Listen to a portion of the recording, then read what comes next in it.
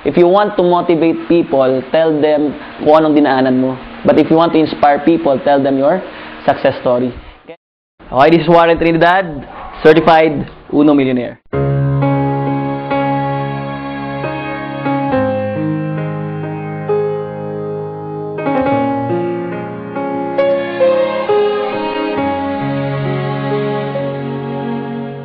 Years ago, pera, walang pera. Pangalawa, mga kaibigan o akala kong kaibigan, yung pa yung mga, syempre, kinukutya ako. Pangatlo, pamilya ko na akala ko magsusuporta sa akin. Syempre, isa pa sila nagde-discourage sa akin.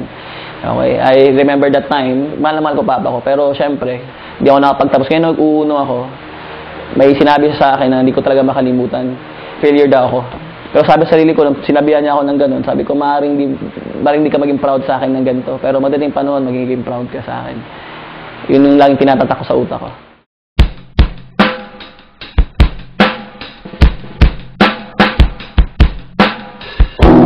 Nagsimula talaga ako sa Davao. Nung naimbita ako dito sa Uno, wala akong ibang choice. Kasi nga, high school graduate, wala akong ibang alam paano kumita ng malaking pera. Gusto ko masenso. Gusto ko makatulong. Sinabi sa akin na dito sa Uno, pag yaman dito, pagpuyatan, walang problema sa akin, sanay ako dyan.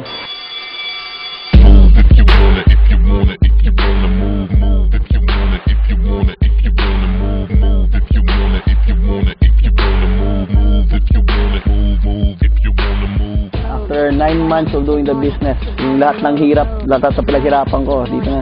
Dati naglalakad lang, nagigit lang, yan. Hindi na ka na makakita, 2-door na BMW, dilaw pa. Okay, so then, BMW, M4. Knowing I'm their father like my name is Dark. I can get you hemmed up while I'm being tailored. Then I slide off to the side like a faker. Homie, I'm the president, governor, and mayor. Okay, ito yung palawang kotse ko, pangalawa. Okay, una ko yung BMW. Ito naman, one of a kind. Sa mga bira lang makita sa Manila, Dodge Durango. Okay, nakuha ko to after 1 year and 11 months. Ayan. Tell her where I want to take her. Catch us out in Italy, then we in Jamaica. Caught up in the rapture, like Anita Baker. When I roll up on you, it's like a skater. Move if you wanna when you see that red laser. No matter how you move, at that infrared or chaser. Then I keep it moving, homie, see you later. Maps! Move if you wanna, if you wanna, if you wanna. Ayos, eto na. Pasok tayo, guys. Okay, welcome sa bahay. Ayos, eto, living room, sala. Dati, napakalit lang ng bahay namin, kwarto lang. Eto na yung sala. Ito yung favorite spot ko. Living room, pagka umuwi ako ng bahay, minsan dito na ako inaabutan. Pag sobrang puyat, dito na natutulog. Itong sofa na to, nabili ko almost 30,000 pesos. Ang malupit niyan, Sodexo Pass. Ito yun, kakabili ko na TV. Okay? Dati, ang liit ng TV na naranasan ko dati. Ito, sa LCD, flat TV. Dati pinapangarap ko lang. Pero dahil sa Uno ngayon, naging totoo na siya.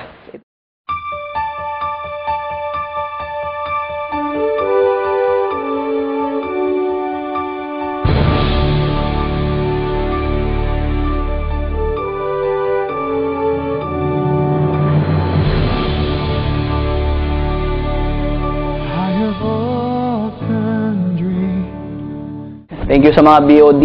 Na-apply William Barbo, Herbie Chua, Oliver Chua. Okay? Hindi lahat 'tong nangyari, kundi dahil lahat sa inyo. Utang namin lahat sa inyo. Ito malupit. Ito pa yung commitment namin, lalo sa buong grupo ko. Nasa likod nyo lagi kami lahat. Nandito ako, nandito buong grupo ko, nandito kami lahat. Katabi nyo, sasamahan namin kayo. Thank you very much. Kay Ma'am Tess, Ma'am Apple Chua, and of course, kay Ma'am Donna. Thank you very much. Sa mga taga-Uno, okay? Pagtulungan natin, papalaki natin. Nang dahil sa coffee, nang dahil sa VCO, okay? Nang dahil sa lahat ng produkto na to, ito lahat ang nakikita nyo, ito yung katas. Wala ko ibang source of income. Uno lang. Nang dahil sa produkto na yan. Lahat na ito, enjoy ko. Kaya mag-uno ka na. Power. After 6 months on my first check na 1,750, I got my yung check ko, that was on 1M possible. 26,000 yung first check nun. Pero pag ito total mo lahat yun, that's 110,000 pesos. Alam mo, nung tinanggap ko yung 110,000 pesos on my 7 months, tinawag ako tatay nanay ko, "Ay, ma, uwi ako ng bahay." Ang sabi sa akin na mama ko, "Ay, salamat, nag-quit ka na pala sa Uno." Pag uwi ko ng bahay ngayon, bumili ako ng fried chicken. Nag-dinner kami ngayon. Right? Sabi ng mama ko, sabang sa party. Kaya sa akin, nak, grabe 6 months ka sa negosyo, fried chicken ang kita mo. At sa gitna ng kain ng dinner, pinakita ko sa kanya yung check. Yung 110,000 pesos. Nanginginig. Teary-eyed, lumuluha. Ang malupit nun, tinignan ako. Tinignan yung fried chicken. Parang fried chicken. Ano sabi sa akin? Nak, buti hindi ka nag-quit. May tanong lang ako sa'yo. Anong gusto mong ulam bukas? Yeah!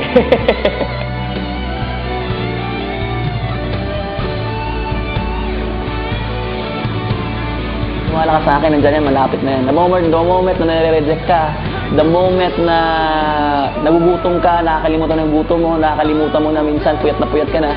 The moment nararamdaman mo ng hirap, kasi bakit guys? Kung gusto mo kumita na malaki, gusto mo yumaman, kailangan pagdaan mo talaga yan. Pero maniwala ka sa akin, lahat yan magsisimula sa lahat ng pinaghihirapan. If you want to motivate people, tell them kung anong dinaanan mo. But if you want to inspire people, tell them your success story. Wag mo kalimutan yung sa taas. Kasi maniwala kayo sa akin, ako pa wala akong upline. Okay? Wala pong upline. Ang tanging upline ko lang talaga every time na down ako, every time na discourage ako, every time na negative ako, every time na nire-reject ako, si Lord lang talaga.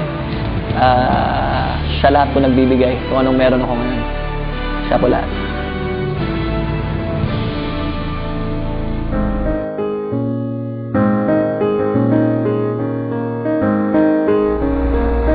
Good day po. Ako po si Walter, father po ni Warren. May i-share na po ako konting story po sa life ng anak ko. Si Warren po, ano po yan siya, mataga talaga masyado. Kahit na walang pera, pumupunta po ng downtown, doon, lalakad lang po yan.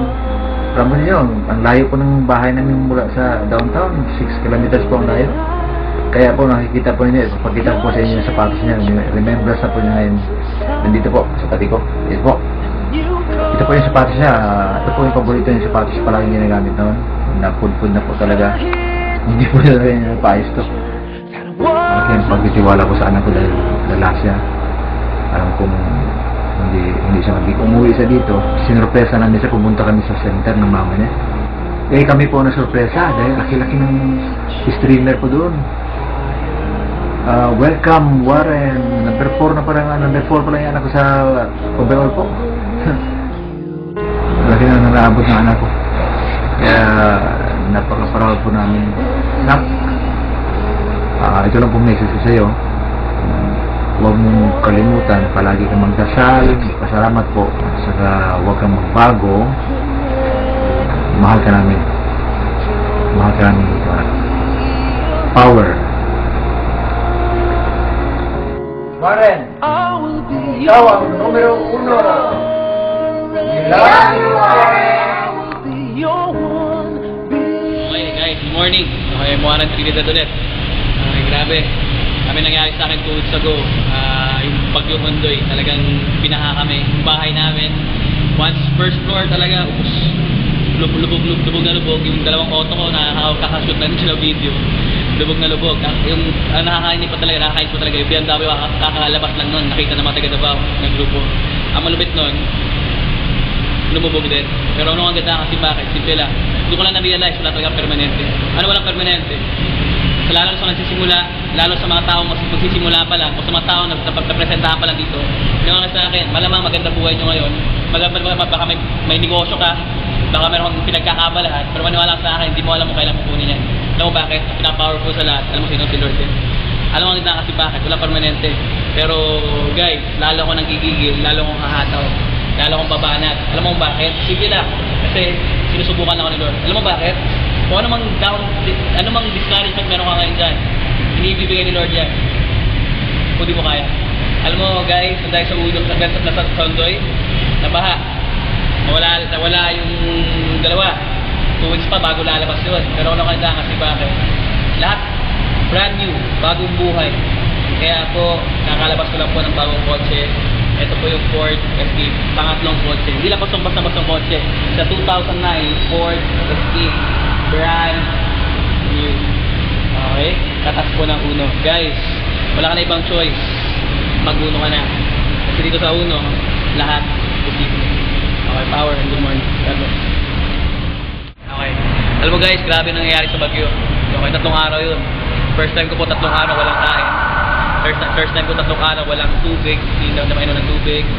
Alam mo guys, grabe. Buhay na kataya. Okay, first time ko lumangoy sa 12 feet.